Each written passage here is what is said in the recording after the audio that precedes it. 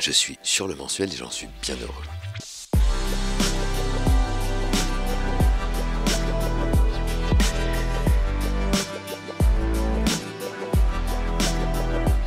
C'est quand même l'histoire d'une jeune fille qui a 25 ans et qui fait un voyage avec sa famille, donc de juifs ultra-orthodoxes dans les Pouilles, parce qu'il y a une tradition biblique qui dit que Dieu aurait demandé à Moïse d'envoyer des messagers pour aller chercher un citron particulier, très rare, qui va servir à une fête sacrée là-bas. Et elle accompagne cette famille en plein mois d'août, donc on peut imaginer la rencontre et l'incongruité de ces gens avec des barbes et des tenues extrêmement...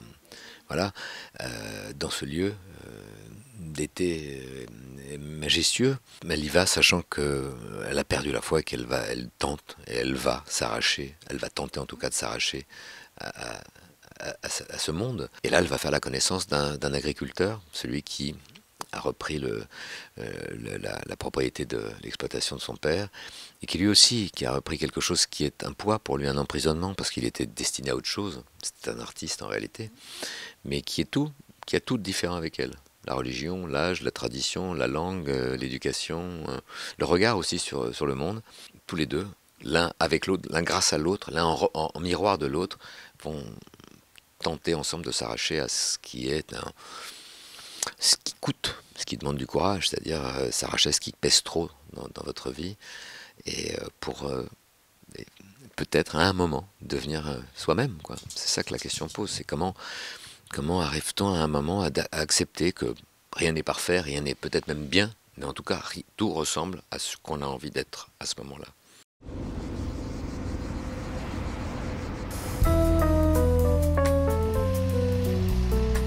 C'est bon d'être de retour chez toi, Elio.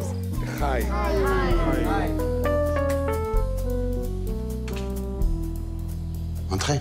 Non, je peux pas. Je peux pas entrer chez un homme qui n'est pas mon mari. Enfin, je suis pas mariée.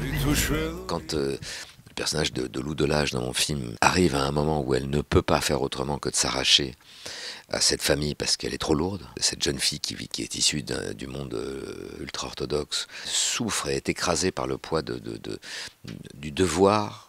Évidemment, elle réveille chez chacun de nous la question d'abord de la spiritualité, de notre engagement religieux ou pas, mais qu'est-ce qu'on fait de nos vies ?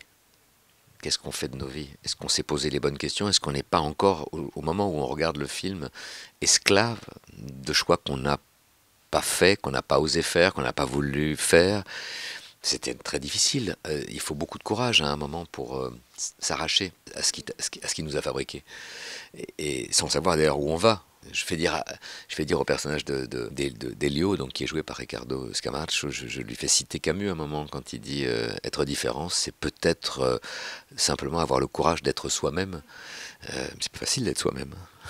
Quand on est acteur, effectivement, comme tu le disais, on est protégé par un personnage, caché derrière lui.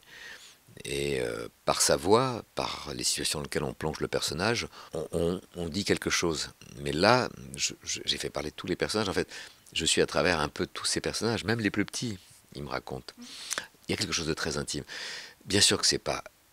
Les événements qui se passent dans ce film ne sont pas des événements que j'ai vécus, mais au fond, tout ce que dit ce film, si je prends toutes les pièces du puzzle, quand je le mets ensemble, ça me raconte, c'est moi.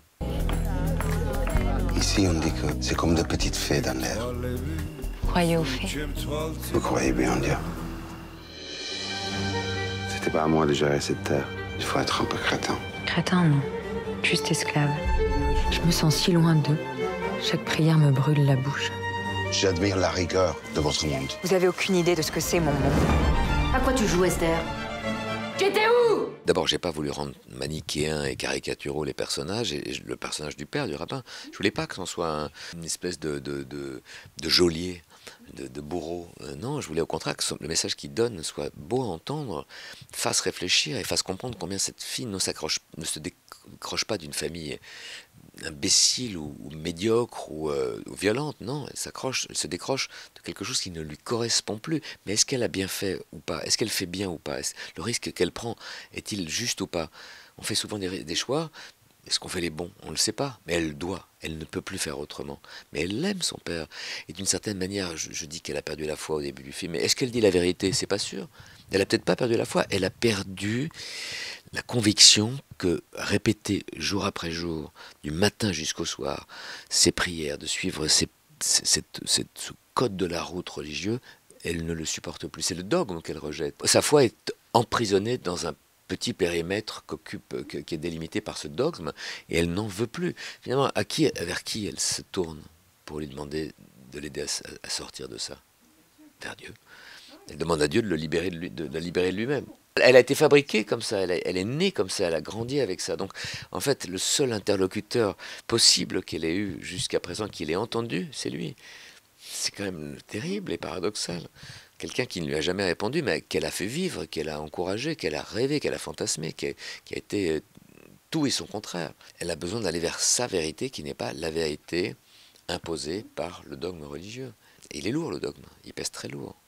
Et il vous fait douter. Et puis j'ai installé ce forum dans le film pour justement ramener de cette voix, ce serpent dans Mowgli, serpent K, parce que c'est ça, c'est ne sors pas de là, tu ne sais jamais où tu vas aller. Mais c'est vrai, elle ne sait pas où elle part, elle ne sait pas vers quoi elle glisse. Mais elle en a besoin, c'est ça qui est essentiel. Elle ne peut plus faire autrement que s'en aller. Moi l'Éternel que t'es mon Dieu, donne-moi la force de te guider, je t'en prie. Ma vie est ailleurs.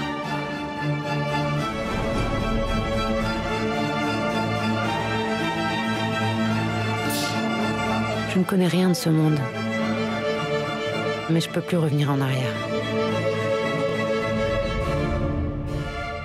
Moi, j'ai commencé à me sentir extrêmement engagé dans le film quand j'ai eu mon producteur. Et finalement, ce qui est marrant, c'est que j'ai mis 10 ans à structurer le film et j'ai mis 12 jours à écrire tous les dialogues du film. Quand on écrit les dialogues, en fait, je me suis rendu compte, et ça, c'est pas des mots, des jolis mots pour une interview, c'est j'écrivais, je suis parti m'isoler dans une île grecque tout seul, et j'écrivais entre 8 et 10 scènes par jour quand même. Et le lendemain, quand je relisais, j'étais tellement surpris. Je me disais, mais je ne savais pas souvenir même. À partir du moment où la structure était devenue assez claire pour moi, j'ai pris un personnage et l'autre, je les ai amenés ensemble, et à partir de ce moment-là, c'est eux qui me racontaient leur histoire, c'est eux qui écrivaient à ma place. C'est pas une forme, hein. Ils ont écrit ils ont écrit ce qu'ils avaient à se dire. Et souvent, j'étais spectateur de ça, je relisais le roman en disant ah waouh. Donc je me relisais, je pensais que j'allais me charger moi de la suite, mais c'est encore eux qui prenaient les choses en main. Et j'ai fait 80%, 90% peut-être même en 12 jours.